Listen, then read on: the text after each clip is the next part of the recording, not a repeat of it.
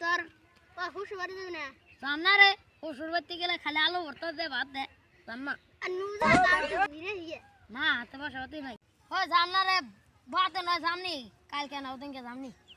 ওই চলে তুই চলে থাকলা আনতে যাইগে দিছে কালকে গুরু কথা দিয়েছে তারপরে তুই যাইনি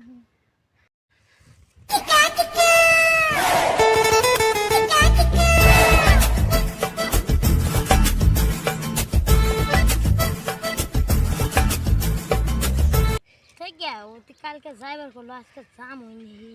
এমনি কি করুন যায় হেডাও তো বাইরে হারা হারতাছে না রাত্রি তেল তো আজকে তো করনা খাইব আজকে যদি যায় সরার বাচ্চা একবার ঘুমিয়ে নাকটা ফাড়িয়া রে তুই কালকে তুই এনে তুই দেখি বই দিয়ে রয়েছে যাবে না খুশি বাড়ি না গুরু যাবো করছে কয়টা 10টা হ্যাঁ বললাম বিসর্জনে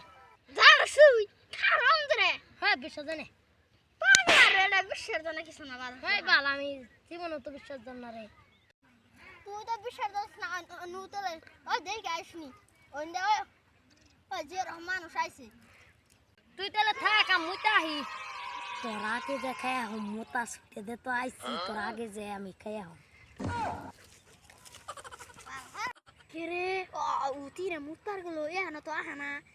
বুঝছি তা মানে মাংসের তখন হুঁজে দেখে তেরে বাকি বেড়েছে শালি তোর মোতা ছোড়া তুই না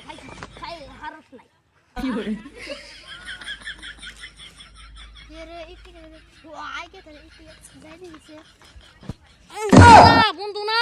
হ্যাঁ কেরে সারা তুই ওই কোনে গেছিস এরম তোর পেট মার দিই খুইলে ওই যে সকালে যে গরু মাংস কথা গেলি ওইটি খাই আমার পেট ভরছে তার তুত আর সকাল আমি কইলাম বুঝ ওই তোর শ্বশুর বাড়ি গরু মাংস আনছে ব্যাংক তুতা তুমি